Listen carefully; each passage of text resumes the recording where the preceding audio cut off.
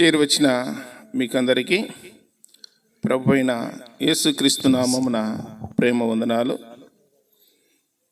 దేవుని పరిశుద్ధ గ్రంథంలో సంఖ్యాకాండము 21వ అధ్యాయం. సంఖ్యాకాండం 21వ అధ్యాయము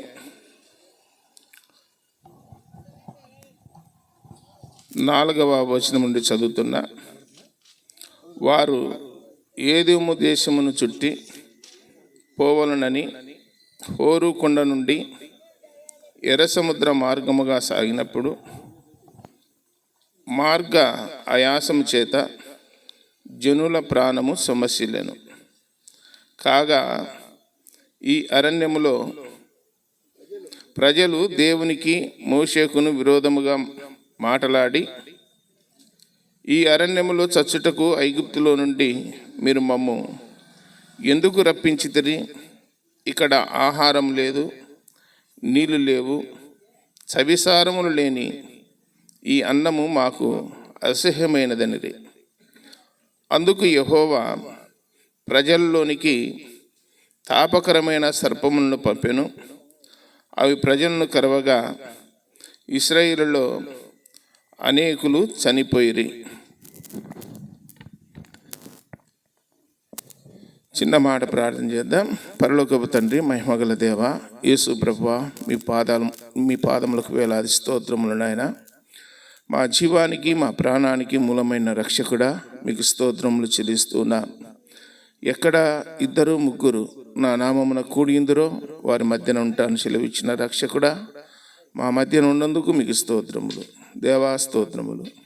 చదువుకున్న వాక్య భాగాన్ని దీవించి ఆశీర్వదించి మాకు పంచిపెడుదరని, మాకందరికి వినే చెవి గ్రహించే మనసు దయచేదురని, మీ సన్నిధి తోడుగా ఉంచుతారని, శబ్ద యంత్రం ద్వారా గ్రామంలో ఉన్న ప్రజలు మీరు నిజమైన దేవుడని, పాపములు క్షమించే దేవుడని, పరలోకానికి మార్గమై ఉన్నారని, మీరు తప్ప వేరొకరు లేరని ప్రజలు గుర్తించులాగున కృప చూపండి దేవా, స్తోత్రములు.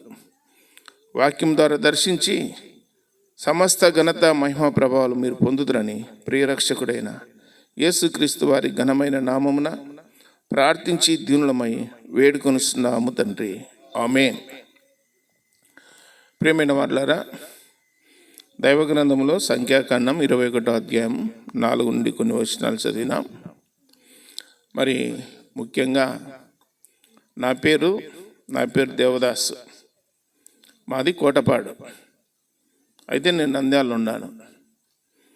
కోటపాడులో మందిరం ఉంది, రోడ్డు మీదనే ఉంది మందిరం. ఇట్టనే గుండిపాపల ఉన్నట్టు కోటపాడులో కూడా మందిరం ఉంది, యెహోవా ఈరే క్రిస్టియన్ అసెంబ్లీ.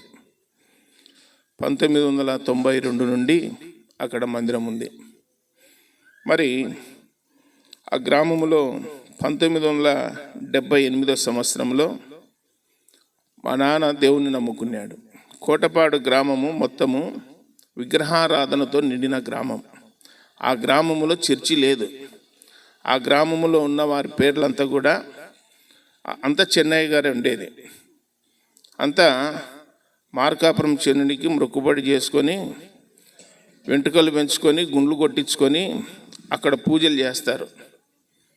వీధికి ఒక గుడి ఉంది కోటపాట్లో.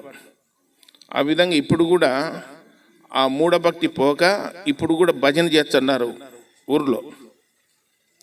ఆ దినాలలో మా నాయన పేరు చెన్నప్ప. దేవుని నమ్ముకొన్నాక రేకు బూర తీసుకొని మిద్దె మీదకి ఎక్కి బూరలో యేసుప్రభు దేవుడు అని చెప్పేవాడు. ఈ విధంగా చెప్పడం వలన ఏం పేరు పెట్టినారంటే దేవుని చెన్నప్ప అని పెట్టినారు పేరు. 5 మంది ఉన్నారు చెన్నప్ప గారు. చిన్నప్ప ఉన్నాడు, నడిపి చిన్నప్ప ఉన్నాడు, పెద్ద ఆయన ఉన్నాడు, ఇంకా 5-6 మంది ఉన్నారు. ఊర్లో అంతా కేడమల్లే ఉండేది. అందుకని ఏ చిన్నప్పయ్య అని అడుగుతారు ఊర్లో. అంటే దేవుని చిన్నప్ప అంటారు. అంటే దేవుని నమ్ముకున్నాడని ఏ పేరు పెట్టినారు? దేవుని చిన్నప్ప అని పెట్టినారు.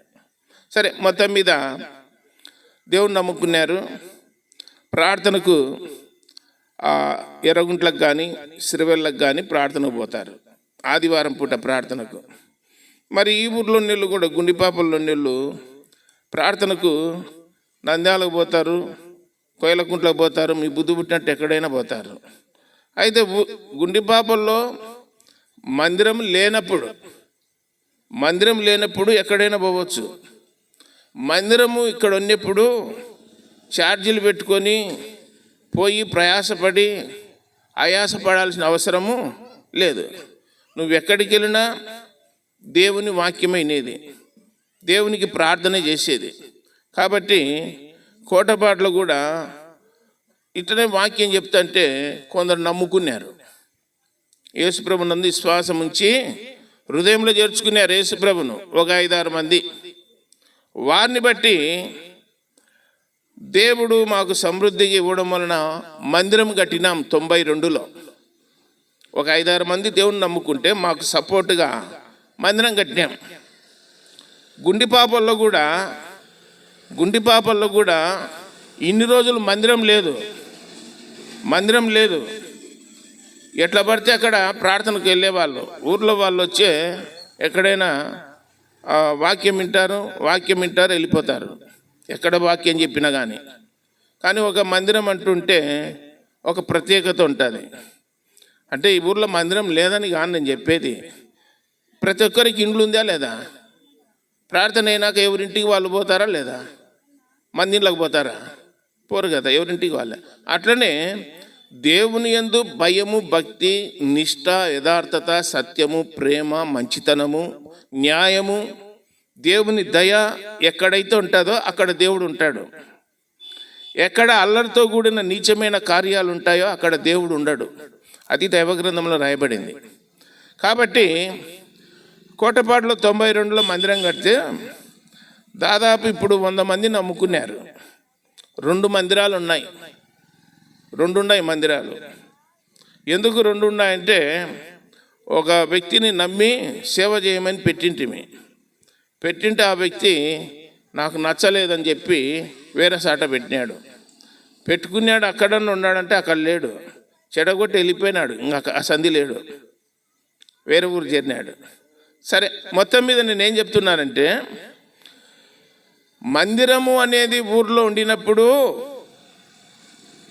వాక్యం వినాల. వచ్చి ప్రతి ఆదివారం మందిరానికి వచ్చి ఏం వినాలా? వాక్యం వినాల. వాక్యం వింటే విశ్వాసం వస్తుంది. విశ్వాసం వచ్చే దేవునికి ఇష్టంగా ఉంటారు. దేవునికి ఇష్టంగా ఉంటే దేవుణ్ణి ఏమడిగినా ఇస్తాడు. సరే, నేను కూడా కోటపాడులో ఉన్నాను. 5వ తరగతి వరకు కోటపాడు, 6, 7 వీరారెడ్డిపల్లె, 8, 9, 10 యాళ్ళూరు. తర్వాత ఇంటర్మీడియట్, డిగ్రీ నంద్యాల బొమ్మల సత్రం కాలేజీలో చదువుకున్నా. తర్వాత ఇంటర్మీడియట్ చదివేటప్పుడు 1987లో నేను దేవుణ్ణి నమ్ముకున్నా. 84 ఫిబ్రవరి 24, 1984 ఫిబ్రవరి 24 కుందు నదిలో బాప్తిజం తీసుకొని దేవుణ్ణి నమ్ముకున్న తర్వాత అక్కడనే మందిరానికి వెళ్తూ భయం కలిగి, భక్తి కలిగి జీవిస్తూ ఉంటూ తర్వాత కోటపాడుకు వచ్చినాను. డిగ్రీ అయిపోయిన తర్వాత మందిరంలో వాక్యం చెప్పేటోని. 1993లో నాకు వివాహం అయింది. మా నాయన చెల్లెల కూతుర్నే చేసుకున్నా. మా ఇంటి పక్కనే ఇంట్లో కోటపాడులో. అయితే ఇవన్నీ ఎందుకు చెప్తానంటే, మా నాయన దేవుని నమ్ముకున్నాక చాలా వ్యతిరేకత వచ్చింది ఊర్లో, అన్నీ ఎదుర్కొన్నాడు. ఇటనే ఆ దినాల్లో కరెంటు లేదు, పెట్రోమార్చి లైట్ ముట్టించుకొని బజార్లలో చెట్ల కింద పాటలు పాడుకొని వాక్యం చెప్పేటోళ్ళు. ఆ దినాలలో మా నాయన ఇచ్చిన సాక్ష్యం ఏంటంటే, ఒకరోజు బుడల చేను వేసినాం. బుడల చేను వేసింటే ఎండల కాలం నీళ్లు కట్టాల పొలానికి. అప్పుడు కేసుకినాల్లో పెద్ద కాలువల నీళ్లు వంతుల ప్రకారం ఇచ్చన్నారు. అంటే ఒక పొలం పారుతానే ఇంకొక పొలానికి అట్లా వంతులు పైనుండి కట్టుకుంటూ వచ్చన్నారు. అలా వంతులు వచ్చినప్పుడు, మా వంతు వచ్చినప్పుడు రాత్రి అంతా మేలుకోవాలి నీళ్ళ కోసం, కాపలు ఉండాలడ. అందుకని ఏం చేసినాడంటే కోటపాడుకు యాలూరుకు మధ్యన మారెమ్మ అరుగు అని ఉంది మా ఊరి దగ్గర. ఆడ ఒక వేప చెట్టు ఉంటుంది, అరుగు ఉంది. అరుగుకు ముందర ఒక చిన్న అరుగు కూడా ఉంది. అరుగుకు ముందర ఒక చిన్న అరుగు ఉంది. అక్కడ ప్రతిరోజు ఊర్లో వాళ్ళు ఏం చేస్తారంటే కోళ్ళు పట్టుకొచ్చుకొని చెండుపూల దండలు వేసుకొని అక్కడ పూజలు చేసుకొని అక్కడ కొన్ని కటింగ్ చేసి ఇంట్లోకి తీసుకుపోతుంటారు. అది ఆడ జరిగేది. మా నాన్న ఏం చేసినంటే ఆ రోజు రాత్రి నీళ్లు కట్టుకోవాలని చెప్పి మారెమ్మ అరుగు మీద పనుకున్నాడు. మధ్యరాత్రి మడవ దిగిపోయింది. శనికి పెట్టినది కాలువకు మడవ అంటే అర్థమవుతుంది కదా, తెగిపోయింది. తెగిపోతే ఏం చేసినాడంటే అక్కడిక్కడ చూసినాడు, ఏం దొరకలే. కింద ఒక లింగమయ్య ఉన్నాడు అన్నమాట, రాయి తీసుకుపోయి ఎత్తుకపోయి మడవలు వేసినాడు. లింగమయ్యను మడవలు వేసినాడు, దాని మీద చెక్కులు కొట్టి కప్పి పెట్టినాడు. తెల్లారినాక కోళ్ళు పట్టుకొని వచ్చినారు ఇద్దరు పూజ చేసుకోనికి అరుగుకాటికి. అంత చూసినారు, అరుగు చుట్టూ తిరుగుతున్నారు. ఏందా ఎతుకుతున్నారు అన్నాడు. అప్పుడు మధురోళ్ళని గొల్లోళ్ళు అనమాట, ఓబ్లేస్ వాళ్ళ పేరు. ఓహో చిన్నప్ప, మా లింగమేను చూసినావా అన్నారు. అంటే ఎవరు నాయన లింగం, రాత్రి ఒక్కరిని ఉన్నాను అరుగు మీద అనుకొని, ఎవరు రాలేదన్నాడు. అంటే లింగమ్మ అంటే ఎవరు అనుకున్నావా, ఆడ కింద ఉన్న చూడు రాయి ఎక్కడ పోయింది కనపడలేదు అన్నాడు. ఓ అట్లనా, ఆ రాయి మడవకి వేసుకున్నాయా, రాత్రి నీళ్లు కడుతున్నాడు లింగమ్మయ్య పొలానికి అన్నాడు. ఎంత పని చేసినావా అన్ని మనిషేసరా, మా దేవుని తీసుకుపోయి మడవలో పెట్టినావు అని మడవలో నుండి పీక్కొని శుభ్రంగా కడుక్కొని మళ్ళీ తెచ్చి పెట్టినారడ గుండు, మళ్ళీ పెట్టుకున్నారు. అట్లా చేసినాడు అనమాట. లింగమ్మ ఏం చేయలే మా నాన్న, బాగున్నాడు. ఎందుకు ఈ విషయం చెప్తానంటే లోకం అట్లా తయారైపోయింది, లోకం అట్లా తయారైపోయింది. మంచిది. ఆ విధంగా నేను కూడా దేవుణ్ణి నమ్ముకొని అదే గ్రామంలో సేవ చేస్తున్నా. ఇప్పుడు విషయం ఎందుకు చెప్తానంటే ఈ గ్రామంలో మీకోసము మందిరం కట్టినది, మీకోసమే మందిరం కట్టినది. ఈ ప్రజలు దేవుణ్ణి నమ్ముకోవాలా, వాక్యం వినాలా అని. ఒక 7-8 ఏళ్ళ కిందట ఇదే గ్రామానికి వస్తే నాతో ఇక్కడున్న ప్రజలు కొందరు ఏమన్నారంటే, ఇండ్లల్లో ప్రార్థన పెడితే మేము రామయ్య అన్నారు. రాము ఇండ్లలోకి ఎందుకు వచ్చాము, ఇండ్లలో వండుకుంటుంటారు, తింటుంటారు, కొట్లాడుతుంటారు, ఆడేం ప్రార్థన అన్నారు. అందుకని ఈ మందిరాన్ని ఈడ ఏర్పాటు చేసుకున్నాడు ఆనందరావు. మీరేం చేయాలంటే ప్రతి ఆదివారం మందిరానికి వచ్చి వాక్యము వినాల. వాక్యం వింటే దేవుడు మీతో ఉంటాడు, మిమ్మల్ని మీ కుటుంబాలను దేవుడు ఏం చేస్తాడు, ఆశీర్వదిస్తాడు. సరే, దేవుని వాక్యంలో మనం ఒక వాక్యాన్ని చదువుకున్నాం. దైవజనుడు మోషే ఇశ్రాయేలు ప్రజలను 20 లక్షల మందిని అరణ్యములో నడిపించన్నాడు. అరణ్యములో బిర్యానీ వండుకోవడానికి, పలావు చేసుకోవడానికి, చికెన్ వండుకోవడానికి వసతులుంటా? అరణ్యములో ఏముండవు. కానీ గ్రంథములు ఏం రాయబడిందంటే దేవుని పిల్లలు 20 లక్షల మంది 40 సంవత్సరాలు అరణ్యంలో ప్రయాణం చేస్తూ ఉంటే వాళ్ళ కాళ్ళు వాపులు రాలే, వాళ్ళ శరీరాలు చెమట వాసన రాలే, వాళ్ళు వేసుకున్న వస్త్రాలు పాతగిలిపోలే, వాళ్లకు ఆహారం సమృద్ధిగా దయచేసినాడు, వాళ్లకు మధురమైన జలాలు దేవుడు ఇచ్చినాడు, వాళ్ళు కడుపు నిండా తినడానికి కావాల్సినంత మాంసం కూడా ఇచ్చినాడు దేవుడు. వాళ్ళు ఏది అడిగినా దేవుడు ఇచ్చుకుంటూ వచ్చినాడు. ఎన్ని సంవత్సరాలు? 40 ఏండ్లు ఇచ్చినాడు. 40 ఏండ్లు ఇచ్చిన దేవుణ్ణి మర్చిపోవచ్చునా? మర్చిపోకూడదు. కానీ వాళ్ళు మర్చిపోతారు. మనం కూడా అంతే, వాళ్ళు మర్చిపోతారు, మనం మర్చిపోతాం. అయితే ఈ సంఖ్యాకాండం 21వ అధ్యాయంలో వారు ప్రయాణం చేస్తూ ఉంటే ప్రయాణంలో కొందరు అలసిపోయి సొమ్మసిల్లినారు. సొమ్మసిల్లి దైవజన్ దగ్గరికి పోయి అంటున్నారు, ఏమయ్యా మాకు ఇక్కడ అంజూరాలు లేవు, దానిమ్మలు లేవు, ద్రాక్షలు లేవు, మంచి మాంసం లేదు, మమ్మల్ని ఎందుకు ఈ చవిసారము లేని అన్నము మాకు అసహ్యమైనది అని చెప్పి గ్రంథములు చెప్తున్నారు. దేవదూతలు తినే ఆహారాన్ని మానవులకు దేవుడిచ్చినాడు. ఎవరు తినే ఆహారము? దేవదూతలు తినే ఆహారం. అది వాళ్ళకు అసహ్యమైందంట. మాకు తినబుద్ధి కావడంలే అంటున్నారు. మీకు కూడా అంతే కదా, 6 రోజులు పని చేసుకుంటారు, ఆదివారం వచ్చి ఏం చేస్తారు? ఆదివారం వచ్చే స్పెషల్ ఉండాలి, లేకపోతే కష్టము, గొడవ జరుగుతుంది తీసుకురాకపోతే ఇంట్లో. తెలుసు కదా, ఖచ్చితంగా తెచ్చుకోవాల్సిందే. అట్లనే వాళ్ళు కూడా గొడవ పెట్టుకున్నారు, మాకు మాంసం కావాలా, మాకు అంజురలు కావాలా, ద్రాక్షలు కావాలా అని రకరకాలుగా. మొత్తం మీద వాళ్ళు అడిగినటువన్నీ దేవుడు ఇస్తూ ఉన్నాడు. ఎన్నిచ్చినా కానీ సనగడము గొనగడము, సనుగులు గొనుగులు ఇదేంగా. కొన్ని కుటుంబాలలో దేవుడు సమృద్ధిగా ఇచ్చినా కానీ ఆ ఇండ్లలో ఎప్పుడూ సనుగులు గొనుగులు ఉంటాయి. నెమ్మది ఉండదు, ప్రశాంతత ఉండదు, సమాధానం ఉండదు కుటుంబాల్లో. దేవుని ప్రజలు కూడా సనగడం గొనగడం చేస్తుంటే 40 ఏళ్ళు మిమ్మల్ని పోషించుకుంటూ ఇన్ని రోజులు నడిపించుకుంటూ వస్తే నా మీద మీరు తిరుగుబాటు చేసి సనిగి గొనుగుతారా, పనికి మాలిన వారులారా అని చెప్పి దేవుడు ఏం చేసినాడంటే తాపకరమైన సర్పాలను పంపినాడు. అరణ్యంలో పాములు ఉండవు, అడవులు ఎందుకుండవు పాములు? ఇండ్లలోకే పారం చెట్లలో, అరుగులలో, పాతరాళ్ళల్లో నుండి వచ్చంటే అరణ్యంలో ఎందుకుండవు పాములు? మస్తుగా ఉంటాయి. పాములకు చెప్పినాడు, వీళ్ళు నా మాట వినడం లేదు ప్రజలు, పోయి కరుసుపోరన్నాడు. అంటానే ఎవరెవరైతే గొనుగుతున్నారో సనుగుతున్నారో సనిగినోళ్ళను గొనిగినోళ్ళను అందరినీ కరిచినాయి. ఏం కరిచినాయి? పాములు. పాములు కరిచానే నోట్లో నురుగు రావడం, మనుషులు పచ్చగా కావడం, చచ్చిపోవడం. నురుగు రావడం, పచ్చగా కావడం, చచ్చిపోవడం. భయపడినారు. భయపడి వెంటనే మోషే దగ్గర పోయి, అయ్యా మేము పాపం చేసినాం, పొరపాటు చేసినాం, దయచేసి ఈ పాములు మమ్మల్ని కరవకుండా సహాయం చేయని చెప్పి మోషే దగ్గర పోయి మొరపెట్టినారు.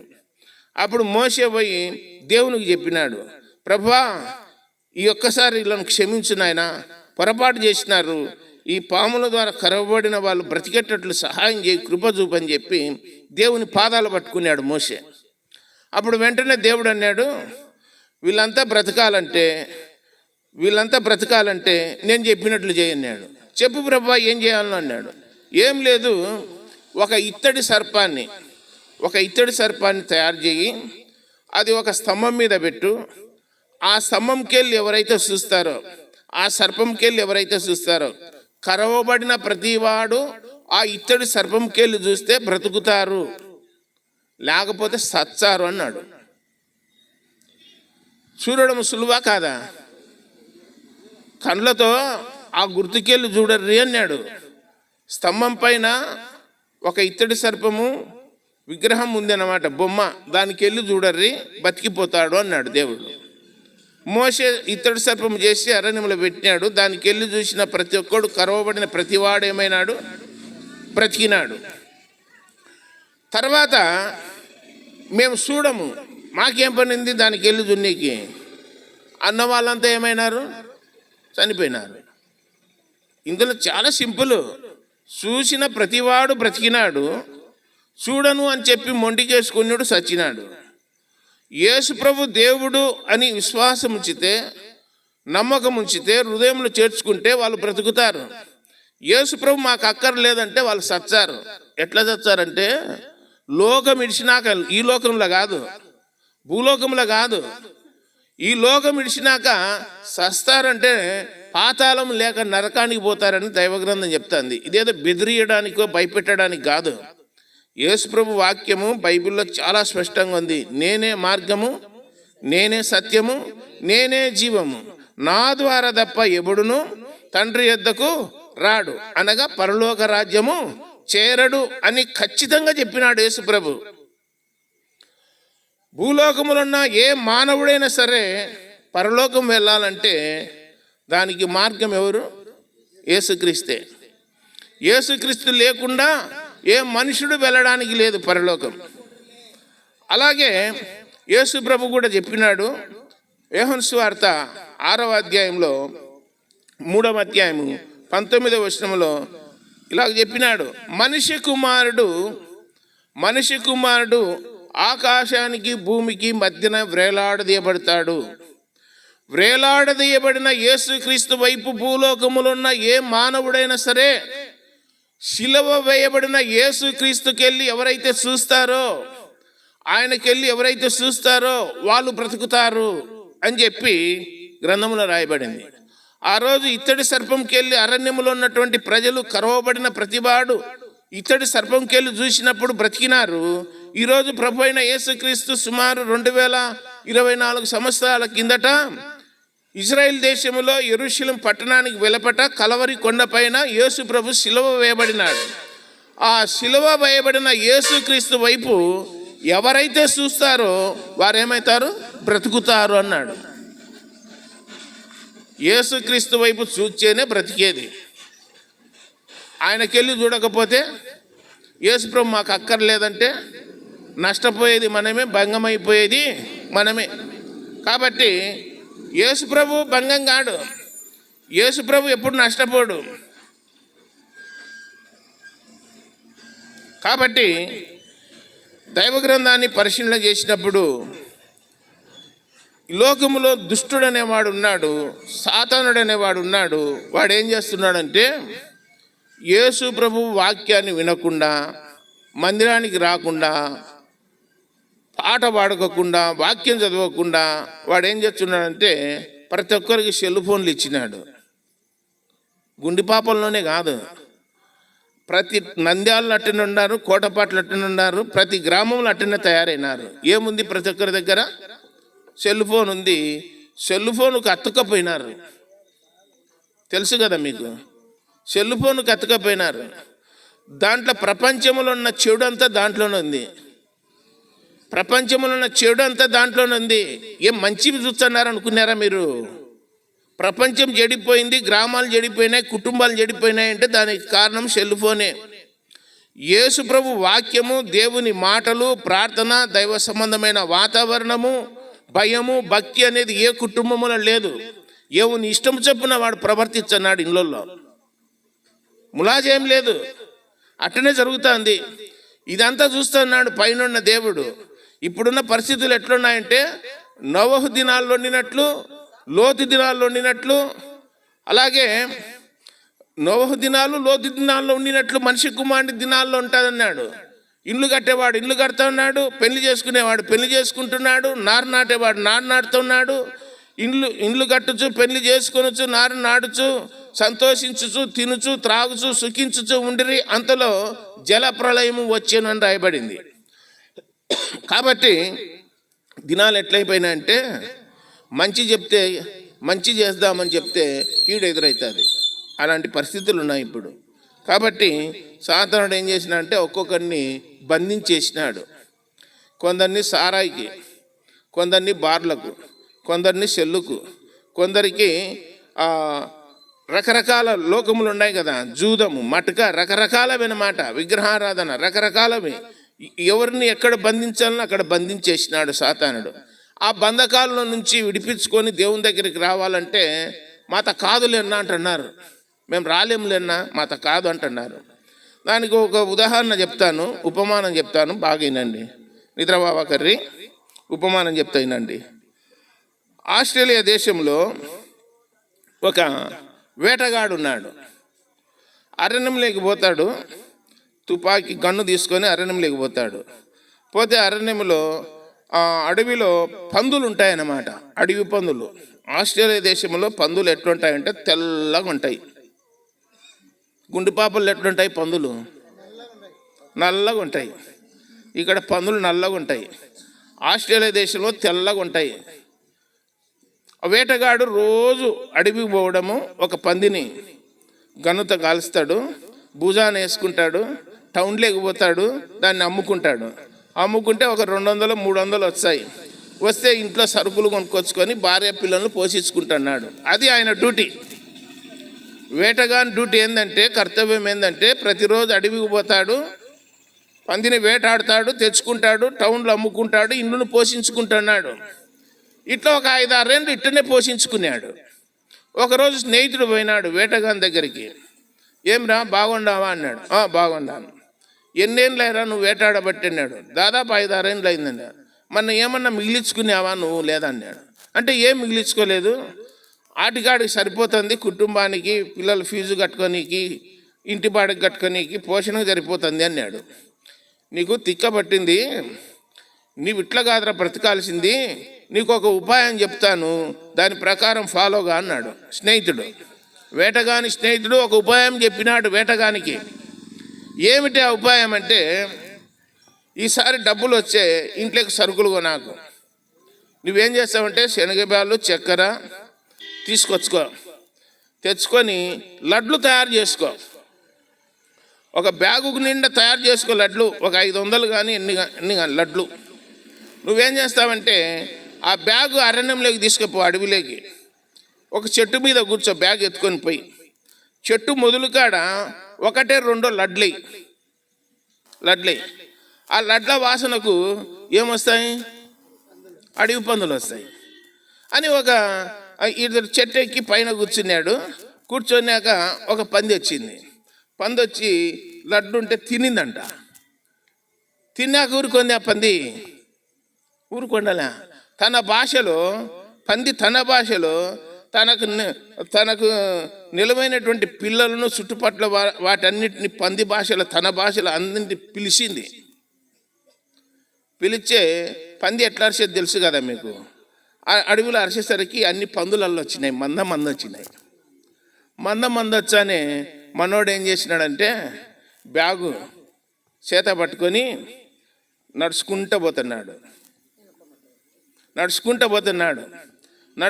పోతూ ఒక్కొక్క లడ్డు వేసుకుంటూ పోతున్నాడు దానిలోకి. అవేం చేస్తున్నాయంటే ఆ లడ్లు తినుకుంటూ పోతున్నాయి. వేటగానం పడిపోతున్నాయి పందులు, అడవిలోనే పందులు మొత్తము. అవన్నీ తినుకుంటూ పోతున్నాయి లడ్లు. 4 లైన్ రోడ్డు అడ్డం వచ్చింది. వచ్చినా కానీ అవతలకి దాటినాడు. ఈ ట్రాఫిక్ లారీలు, బస్సులు నిలబెట్టుకున్నారు పందులలో పోయేదాక, అవతలకి పోయినాక ఒక మహంతమైన కాంపౌండ్ ఉంది, బందెలతోటి అంటే తెలుసు కదా. దాంట్లోకి పోయినాయి, మొత్తం పందులలో పోయినాక గేట్ వేసినాడు.